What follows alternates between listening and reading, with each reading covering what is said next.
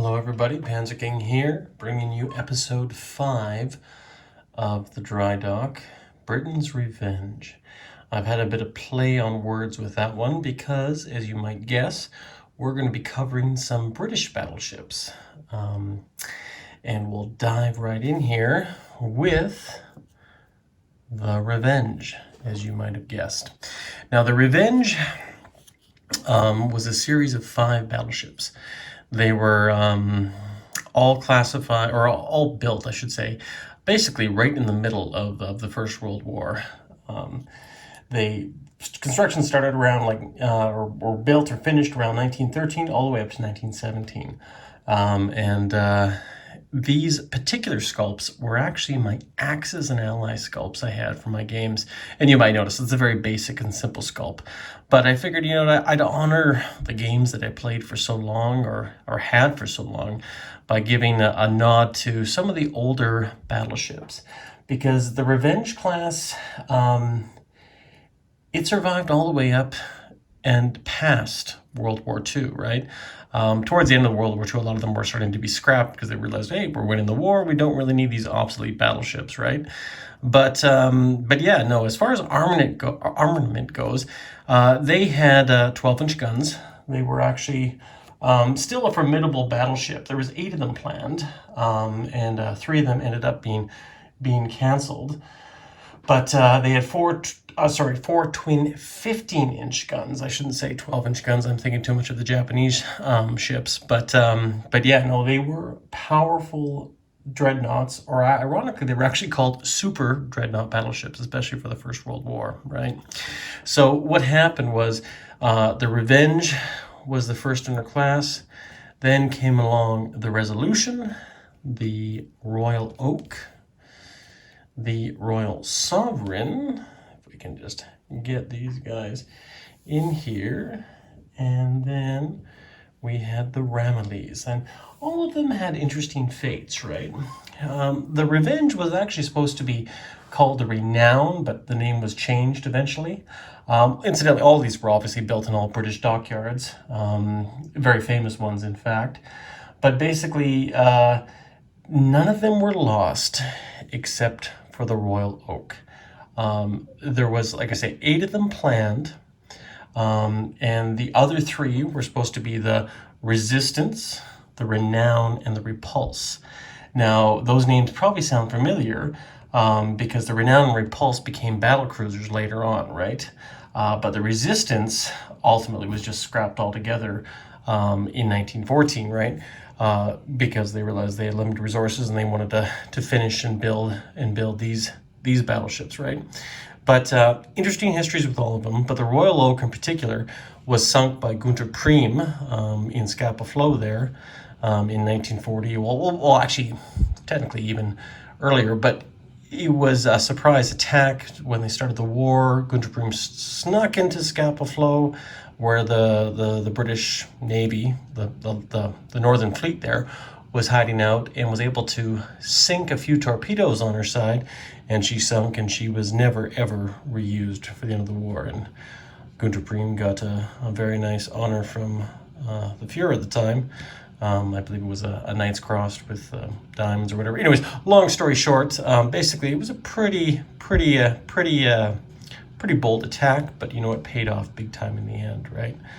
Of course, like I say, the other one here is probably one you haven't heard of, and that's the Ramillies. I was watching a documentary, Mark Felton Productions. He does really good documentaries. If you don't know his channel, definitely Google him and check him out. But the Ramillies, at one point in the Second World War, she was in Madagascar protecting, convoys and whatnot, and some Japanese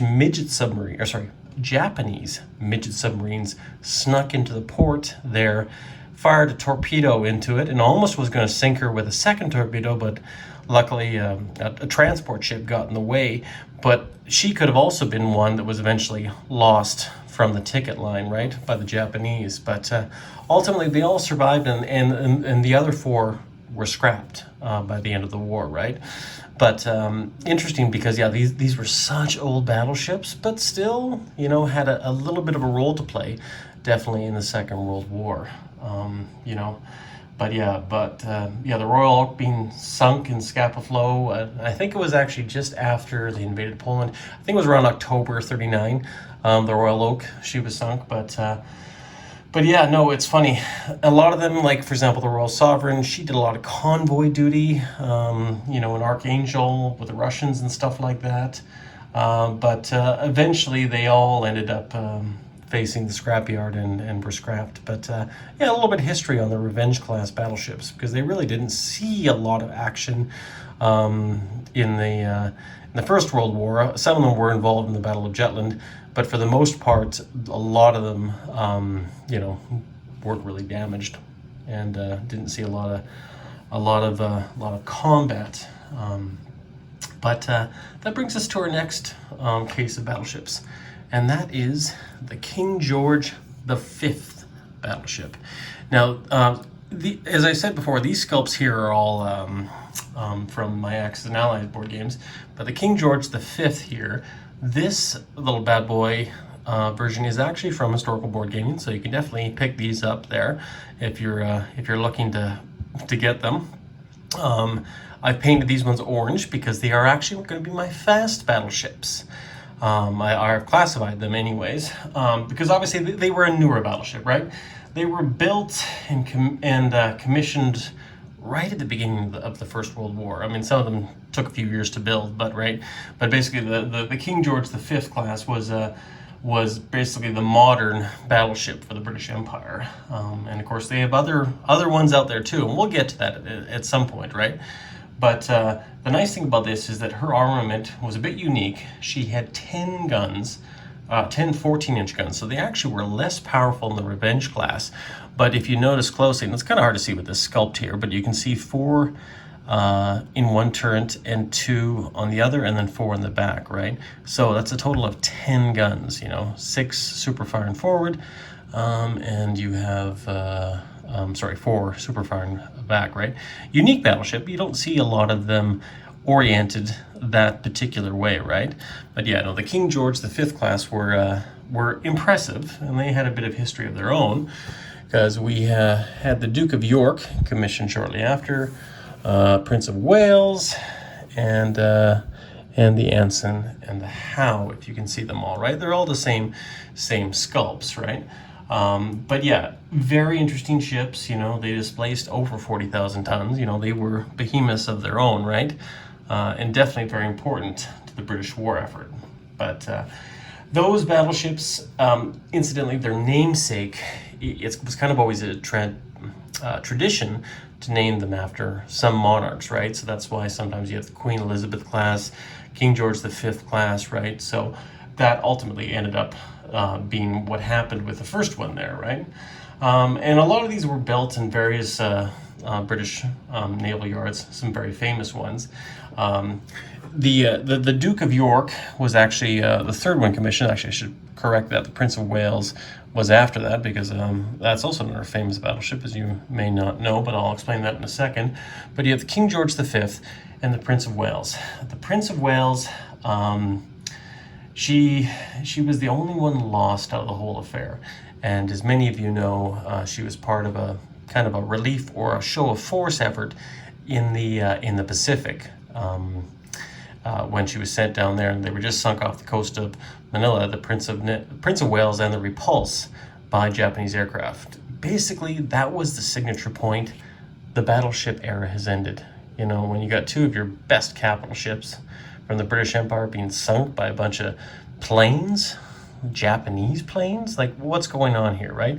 And they realized, you know, the battleship era is probably winding down. So anyways, she was sunk in 1941, actually just a few days after the Japanese bombed Pearl Harbor.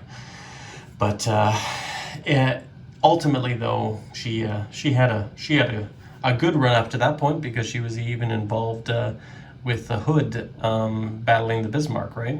Until eventually she ended up going over to the Far East. But then after that, of course, the Duke of York was commissioned in around August of 1941, after the Prince of Wales and King George were done, because they were Basically, most of these were done between 1940 and 1942, right? So basically, all these ships were commissioned, launched in some way, shape, or form. So, but yeah, no, they were very exceptional ships for the time. And ironically, their names were actually going to be different. Prince of Wales was actually going to be called King Edward VIII. And I think you know King Edward VIII, of a lovely American affair, but I won't say anything more than that, just a little nod there. The Duke of York was actually going to be the Anson, but of course the Anson was supposed to be the Jellicoe, and the Howe was supposed to be the Beatty.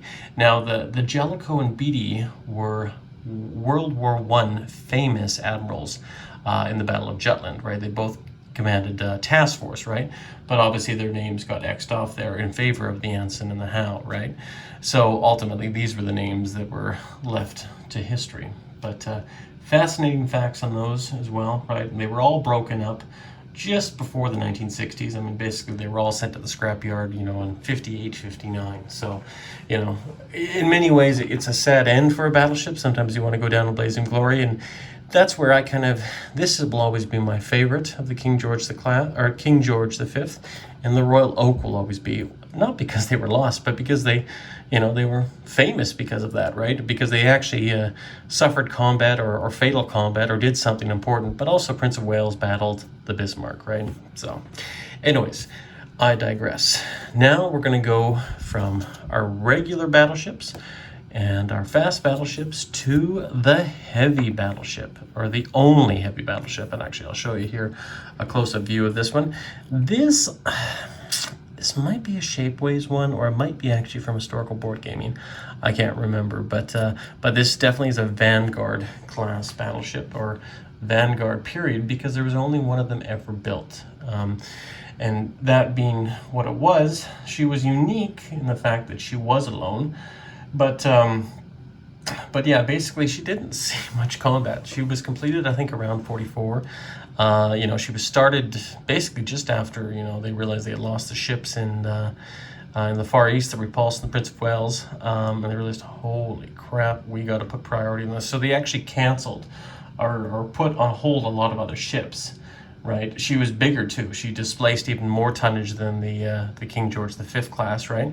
But that being said, her armament was 4 15-inch guns, or 4 dual 15-inch guns. So she had 8 15-inch guns.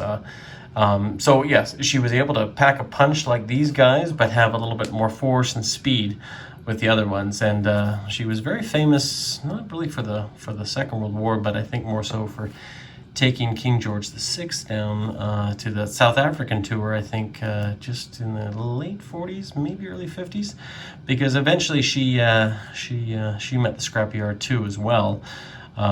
Beautiful ship, right? But yeah, her fate caught up with her, and she didn't really do much because of that, right? So, but yeah, no, beautiful ship all around. Just arrived a little bit too late. Good thing that it was obviously being built. She kind of reminds me a bit of the HMS Warspite, and incidentally, that's not here. The Queen Elizabeth class, we don't have them here. That'll be a separate video for obvious reasons, but I just wanted to show you these lovely versions of these ships right here, right? So not done yet. I always have a few special guest ships here, and I'd figure I show you the Icy class, or the Hyuga. I probably am horribly butchering those names, but these are historical board gaming sculpts too. I got them online as well. And incidentally, I did paint the stacks, and actually I'm probably gonna have to paint the stacks on some of these other ships here too as well when I get the chance. But just black, just give it a bit more character. But I've been seeming to do that with a lot of the battleships lately. But yeah, anyways, they were basically they were ships built after the Fusio class, around 1915. And eventually the Nagato class, which was very famous, and Yamato's flagship during Pearl Harbor raid, they were succeeded by that, right? So, but they're very cool because you can see they actually have 12 guns.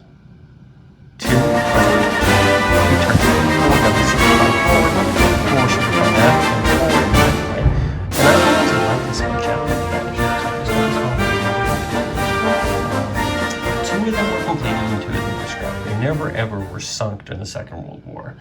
And of course they had an armament fairly compatible with everybody else on the high seas, right?